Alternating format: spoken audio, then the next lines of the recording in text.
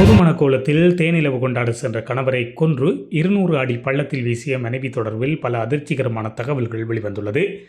இந்தியாவின் மத்திய பிரதேசத்தின் இந்தூரை சேர்ந்த டிராவல்ஸ் நிறுவன தொழிலதிபரான 28 வயது ராஜா ரகுவன்சி, இவருக்கும் அதே பகுதியை சேர்ந்த 25 வயதான சோனத்துக்கும் கடந்த மே 11ஆம் தேதி திருமணம் நடைபெற்றுள்ளது. புதுமண தம்பதியினை காஷ்மீருக்கு அனுப்ப குடும்பத்தினர் திட்டமிட்டிருந்தனர். பகல்காம் தீவிரவாத தாக்குதல் காரணமாக காஷ்மீர் திட்டம் கைவிடப்பட்டது. எனினும் இலங்கைக்கு தேனிலவு கொண்டாட செல்லவே கணவர் ராஜா ரகுவன்சி விரும்பினார். எனினும் மனைவியான சோனம் மேகாலயாவுக்கு செல்ல வேண்டும் என்று வற்புறுத்திய நிலையில் புது மனைவியின் விருப்பத்திற்கு மதிப்பளித்து மேகாலயாவில் தேனிலவை கொண்டாட ராஜா ஒப்புக்கொண்டுள்ளார். இருவரும் தேனிலவை கொண்டாட மேகாலயா சென்றனர். இந்த நிலையில் கடந்த மாதம் 23ஆம் தேதி ராஜாவையும் சோனத்தையும் காணவில்லை.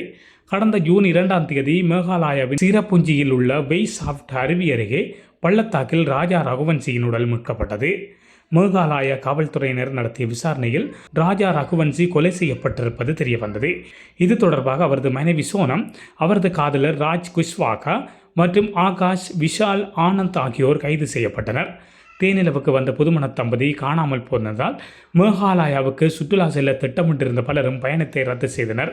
இதனால் மேகாலயாவின் சுற்றுலாத்துறை முடங்கியது. இதனையடுத்து ஆபரேஷன் கனிமூன் என்ற பெயரில் மேகாலயா காவல்துறை விசாரணையை தொடங்கியது.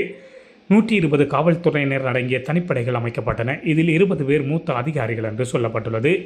தனிப்படைகளை சேர்ந்தவர்கள் மேகாலயா, மத்திய பிரதேசம், உத்தரப்பிரதேசம் உள்ளிட்ட மாநிலங்களில் சோனத்தின் தொலைபேசி அழைப்புகள், சமூக வலைத்தள பதிவுகள், சிசிடிவி கேமராக்கள் மற்றும் புலன் விசாரணை மூலம் உண்மை வெளிச்சத்திற்கு கொண்டு வரப்பட்டிருக்கின்றது என்று தனிப்படை காவல்துறையினர் தெரிவித்துள்ளனர்.